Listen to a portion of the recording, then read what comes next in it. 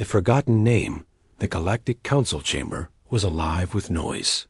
Rows of alien leaders filled the great hall, their strange eyes glowing under the bright lights.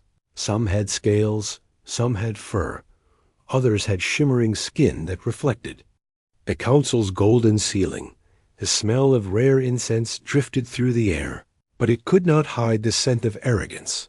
In the center stood Koresh, a young historian from the quiet world of Tyros, holding a data crystal in his trembling hands. He had studied the archives for years, searching for the truth behind a name that most dismissed as a child's tale.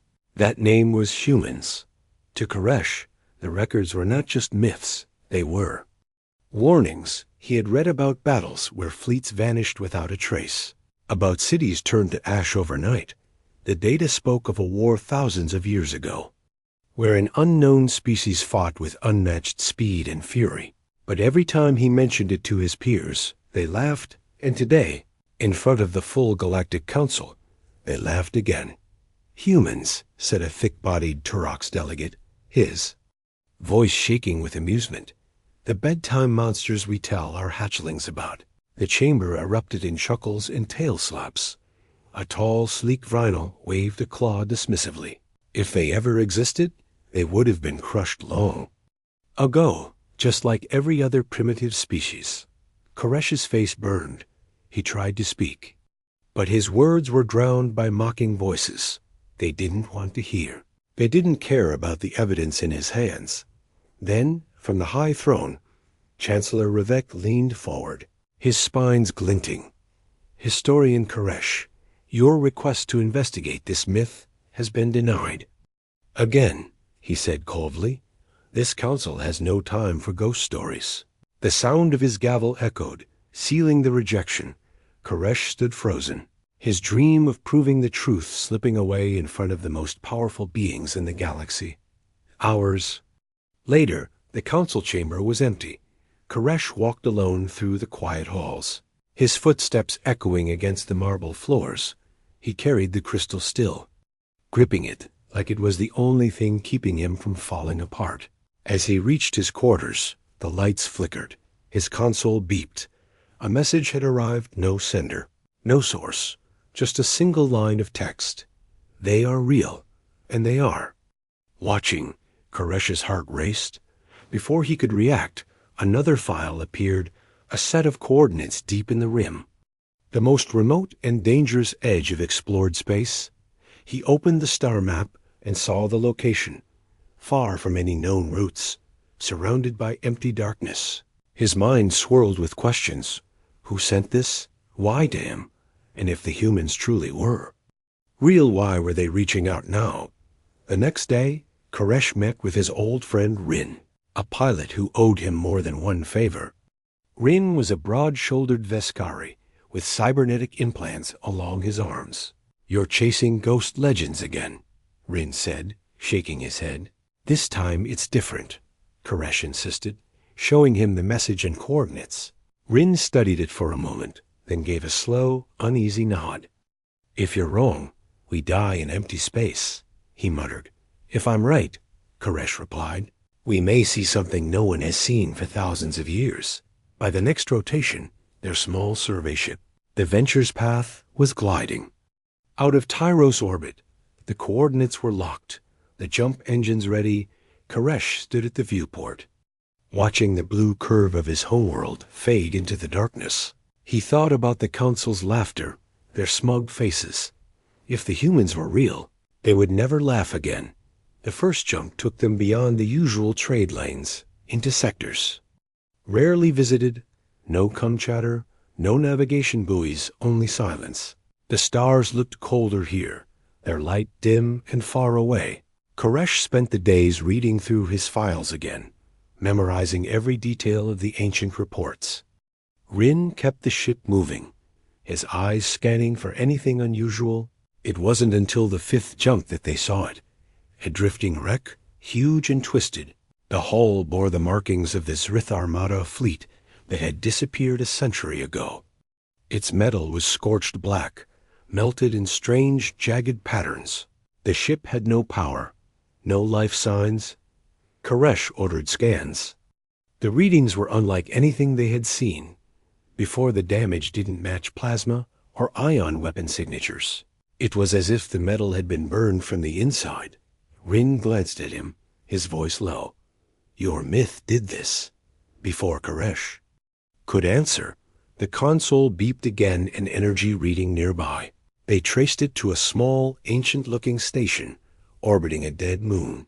Its lights were dim, its structure worn, but it still held an eerie presence.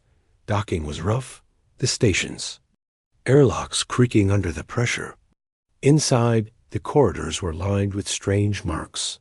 Some scratched into the metal, others burned.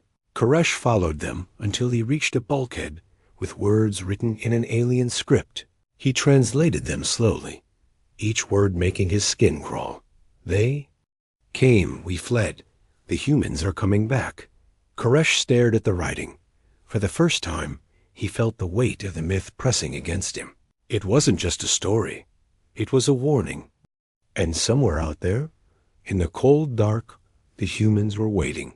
Asterisk, the silent edge the Venture's path drifted through the darkness like a ghost. Beyond the windows, the dead moon's jagged surface rolled by, its craters filled with shadows that seemed to swallow the faint starlight. Koresh kept his eyes on the scanner readouts, but the signals were weak, almost fading into nothing. The station behind them was silent now, its warning words still burned into his mind. Rin sat at the controls, his jaw tight, the dim cockpit lights reflecting off the metal implants on his arms. This place feels wrong, Rin muttered, his voice low. It's supposed to, Koresh replied without looking up. Legends aren't born in safe places. Rin gave a dry laugh, but it didn't hide the unease in his tone. The ship's sensors pinged again, a faint signature moving ahead, slow, steady, too quiet to be a normal patrol vessel. Koresh leaned closer, his breath caught in his throat. The reading didn't match any known alien design. They followed the trail into a stretch of space even Rin had never charted. No planets, no asteroids, only a thin blue mist drifting between the stars. The ship's hull groaned softly, as if the very space around them pressed down with invisible weight. Rin adjusted the stabilizers, but the pressure only grew heavier. It felt like something ancient was watching them, something patient, something that had seen countless civilizations rise and fall. The blue mist cleared, revealing another wreck smaller than the last, but far more disturbing. Its hull was ripped open in perfect, clean lines, as though cut by a blade larger than the ship itself. There was no scorch, no blast marks, just surgical destruction. Koresh scanned it and froze. Life signs, he whispered. Rin's eyes narrowed. On a wreck? The scans showed a single life form weak, barely holding on, trapped inside one of the remaining compartments. Against Rin's better judgment, they docked. The corridors were dark and cold, frost coating the walls like glass. Every step crunched. Under their boots, echoing in the stillness, the faint beeping of a failing life support unit led them to a sealed chamber. Inside, lying on the floor, was a Luthari officer, armor-dented, visor cracked. Her breathing was shallow, her eyes wide with terror. Even before she focused on them, Koresh knelt beside her, pulling off his gloves to check her pulse. The Luthari grabbed his wrist with surprising strength. "They're not gone," she rasped, her voice dry and broken. "The humans. They're hunting." Before Koresh could ask more, her grip loosened, and she collapsed into unconsciousness. Rin looked around, unease turning to outright fear. What kind of hunters burn ships from the inside and cut them apart like this? He asked. Koresh didn't answer. In his mind, the myth was no longer a question. It was fact. And if this wounded soldier was right, the hunters were still out here close, maybe even watching them now. As they carried her back to the Venture's path, Koresh noticed something strange on the hull outside. It was a symbol burned into the metal, small but deliberate, a human handprint. The edges still glowed faintly as if freshly marked. He stared at it, his chest tightening. This wasn't just a warning, it was a message. And whoever left it knew exactly who would find it. Rin powered up the engines, eager to put distance between them and the wreck. But before the jump drive could cycle, the ship's sensors screamed with proximity alerts. Koresh turned to the viewport. Out of the mist, a shadow emerged, a massive black silhouette, its shape alien to anything in the galactic records. No lights, no insignia, just a silent warship sliding through the void like a predator. And as it drew closer, Koresh felt a cold certainty. This was no alien vessel. This was human. Asterisk. The first glimpse the shadow grew, until it blocked out half the stars. The Venture's path felt small, fragile, like a grain of sand facing a moving mountain. Its hull was blacker than space itself, edges sharp, designed to swallow light. No markings, no running lights, just a silent, impossible shape. Koresh and Rin stood frozen, their hands hovering over the controls. Even the wounded Luthari on the med table stirred, her voice trembling. It's them. A low hum rolled through the air, not from the Venture's path, but from the approaching warship. It wasn't the sound of engines. It was deeper, heavier, like the voice of the void itself. Then, without warning, a thin beam of pale blue light scanned their vessel from bow to stern. No weapons fire followed, no demand to surrender, only silence. Koresh swallowed hard, his throat dry. They know we're here, he whispered. A voice crackled over their comms. It was calm, steady, carrying no accent Koresh had ever heard. This is Admiral Jace Merrin. Terran Defense Fleet, the voice said. Koresh stared at Rin Terran, the old archive term for humans. You have crossed into restricted territory, Jace continued. Power down your weapons and prepare for boarding, Rin glanced at Koresh with a look that said we should run, but his hands stayed off the throttle. The human warship drifted closer until its hull filled the viewport. Sections of the black plating shifted open, revealing lines of heavy turrets and strange glowing vents. Every instinct told Koresh that if these weapons fired, the Venture's path would be reduced to ash before they could even scream. The docking. Clamps latched onto their hull with a sound like bones snapping. Metal groaned as an airlock extended and sealed with theirs. The first human to step through was tall, broad-shouldered, wearing matte black armor without insignia, his helmet retracted, revealing a scarred face, pale eyes that seemed to measure every inch of them. Admiral Jace Merrin. He looked at Koresh, the way a predator studies something it isn't sure whether to kill or keep alive. You found our trail, Jace said flatly. Koresh tried to speak, but the words caught in his throat. Instead, he just nodded. Jace stepped further inside, glancing briefly at the unconscious Luthari. You've seen what we did to the Armada wreck, he said, his voice as steady as the hum of his ship. Koresh managed to find his voice. Why? Why hide all these years? The Admiral's gaze sharpened. Because the galaxy forgot us, and we allowed it. His tone shifted. No pride, no regret, just cold fact. But now, he continued, your leaders have crossed a line they should not have crossed. He moved to the viewport, looking out at the silent stars. The Armada in this sector has made their choice, and soon they will face ours. Koresh felt a shiver run down his spine. What choice? He asked quietly. Jace turned back to him, the faintest ghost of a smile on his lips. The burn protocol, he said, as if the words alone carried the weight of storms. Rin shifted uncomfortably, his hand brushing over the control console. What is that? He asked, though he clearly wasn't sure he wanted the answer. Jace didn't respond. He didn't have to, because in that moment, the comms on the human ship flared to life. A voice reported, Fleet 1 is in position, awaiting clearance to engage. Jace's smile widened just a fraction. Tell them, he said into the comm. They have clearance. Koresh didn't know what the burn protocol was, but in the pit of his stomach, he felt certain the galaxy was about to learn. Asterisk, the Armada moves far from the rim, in the shining heart of the galactic core. The Armada prepared for war. Dozens of massive warships floated in perfect formation, their hulls polished and gleaming under the light of 3 suns. Each ship carried banners of the Council's great powers, proud symbols that had flown over centuries of conquest. In the flagship's command chamber, Supreme Admiral Voresh stood with his hands behind his back, a grin spreading across his scaled face. Reports scrolled across the hollow-table rebel strongholds detected in the rim. Scattered fleets moving to resist Council authority. To Voresh, this was no threat, only another display of power to remind the galaxy who ruled the stars.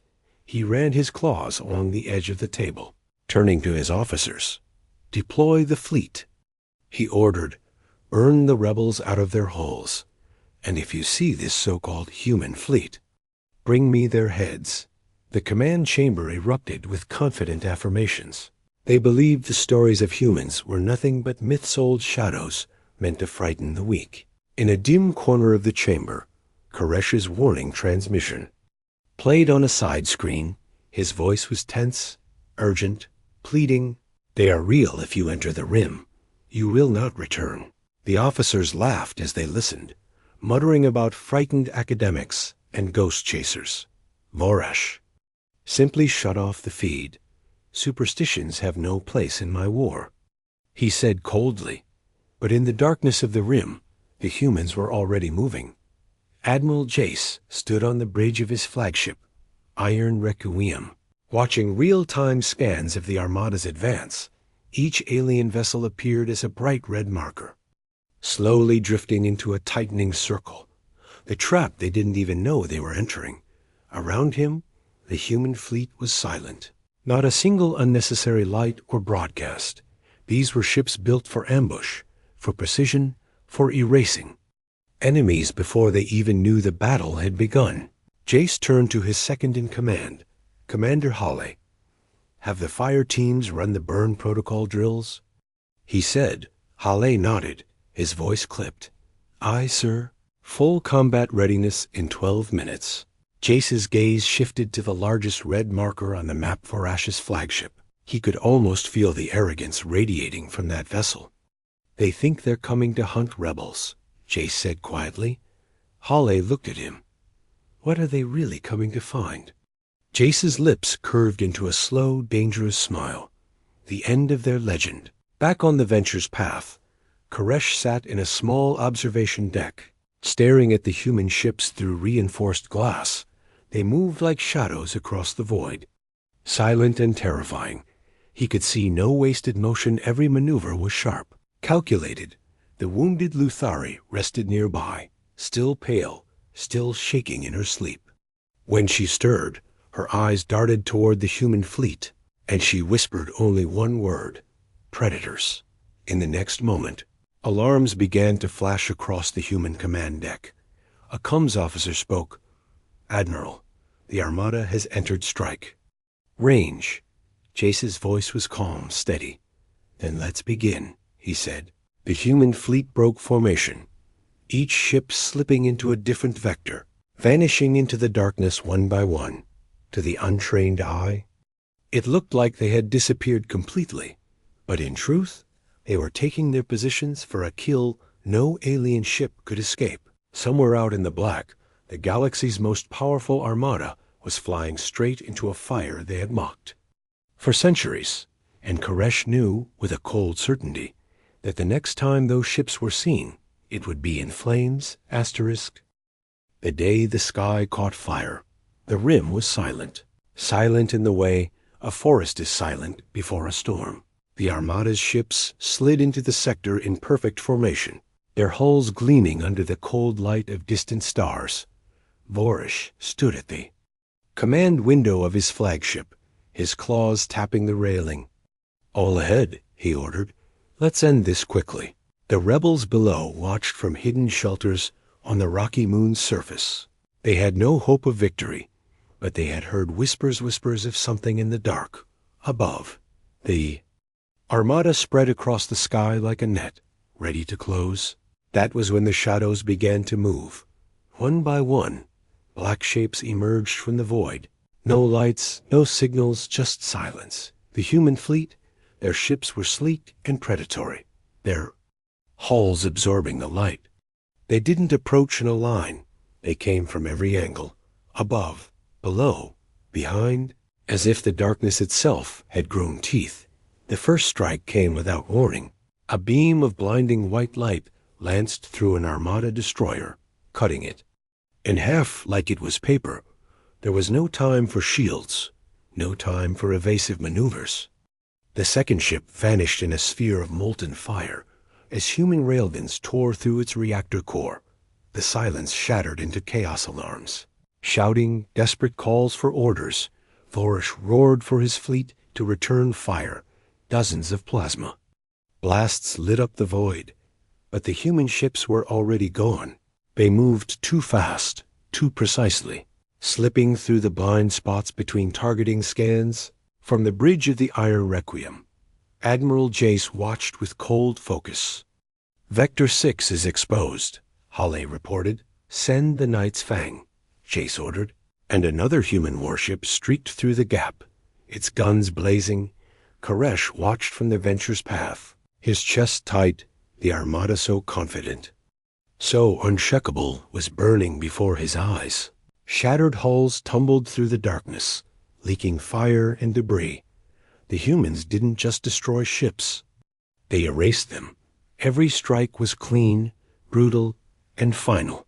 It was like watching predators dismantle prey piece by piece. One alien battleship tried to flee, its engines burning at maximum thrust. A single human frigate pursued, its movements graceful and merciless. A flash, a burst of light, and the battleship was gone. Koresh realized, then this wasn't war. This was a hunt. Vorash's voice came through the open comm channels, filled with rage and desperation. "All units, regroup. Fight to your last breath." But his own flagship shuddered as a rail slug the size of a shuttle tore through its shields. Sparks rained across his bridge, officers thrown to the ground. Jace's voice cut in over the comm. Calm as still water. "You were warned," he said. Then the humans fired again, and Vorash's flagship erupted into a sphere of blinding flame. The battle lasted less than 20 minutes. When the fire faded, the Armada was gone. All that remained were drifting husks and the fading glow of burning metal. In the silence that followed, the human fleet turned away. No victory speeches, no demands. They simply vanished into the void, leaving only smoke and fear behind. Koresh stared at the wreckage. The myth was no longer a myth. It was real, and it was terrifying. And the galaxy had just learned what it meant to wake a predator from its long, patient slump. The last transmission. The smoke of the battle still drifted across the rim. Wreckage floated in slow motion, silent except for the faint groan of cooling metal. Here and there, shattered hulls glowed like dying embers, a final reminder of the Armada's pride. Koresh stood at the viewport of the Venture's path, staring. At the ruins, even Rin, who never believed the human myth, stood in silence, his usual sharp tongue gone. A soft crackle came over the comm static at first, then a voice. It was Admiral Jace. No music, no ceremony. Just his calm tone cutting through the dead air. "To the survivors," he said, "leave this sector, and tell your leaders we do not seat your worlds." There was a pause. "But if you return, you will not leave again." The transmission cut, but its echo seemed to hang in the air. A handful of alien ships, damaged and broken, turned and limped away at sublight speed. No one pursued them. It was as if the humans had already decided their mercy was enough for today. Koresh felt the weight of that decision. It wasn't weakness. It was control. The kind of control only predators have. The rebels on the moon began sending out grateful messages. To them, this was salvation. But Koresh knew better. This wasn't a rescue. It was a statement. The wounded Luthari soldier stirred on the med table, her voice hoarse. They let us live, she whispered, her eyes wide with disbelief. Koresh nodded, but his mind raced. He realized the humans weren't just hiding. They were watching, waiting for the moment when the galaxy would need to remember their name again. As the Venture's path prepared to leave, Koresh noticed a small package sitting on the comms console. No one had placed it there. At least, no one on his crew. It was sealed with black wax, stamped with the image of a human handprint. Inside was a single crystal drive. A label burned into its surface read, Witness of Fire. Rin frowned. You going to open it? Koresh shook his head slowly. Not yet, he said. He slipped it into his coat, feeling its weight against his chest. Some truths weren't ready for the galaxy. Not yet. The return of the myth, the Galactic Council chamber was silent. No laughter. No mocking voices. Only the faint hum of the Great Hall's shields. Koresh stood in the center again, the same spot where they had laughed at him only cycles ago.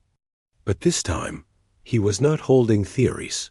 He was holding proof. The crystal drive labeled Witness of Fire sat in the hollow projector. The lights dimmed, and the battle in the rim unfolded before the Council's eyes. They saw the Armada ships burn. They saw human vessels move like shadows between the stars. They heard Admiral Jace's voice calm, final. Some counselors leaned forward, their claws gripping the edge of their seats. Others sat frozen, their faces pale.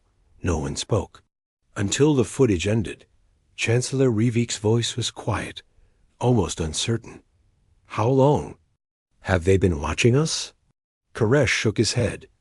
Long enough to know everything we've built, he replied. Long enough to choose when to return. Murmurs rippled through the chamber. Some spoke of diplomacy. Others demanded preparations for war, but no one dared to suggest the humans were a myth again. The myth had burned their most powerful fleet. The myth was alive, and it had teeth. That night, in his quarters, Koresh found another message waiting. It had no sender, no source, just like the first. The same black wax seal, the same human handprint. He opened it, and a short text appeared on his console. The galaxy sleeps easier when it forgets the predators in the dark. But we have woken now, and we do not sleep. Koresh stared at the words for a long time. Outside his window, the stars stretched across the black, silent and beautiful. But he knew, somewhere out there, the humans were watching. And when they chose to move again, no fleet, no council, no empire would be ready. The myth was no longer a whisper. It was a shadow over every star, and it would never fade again. Asterisk.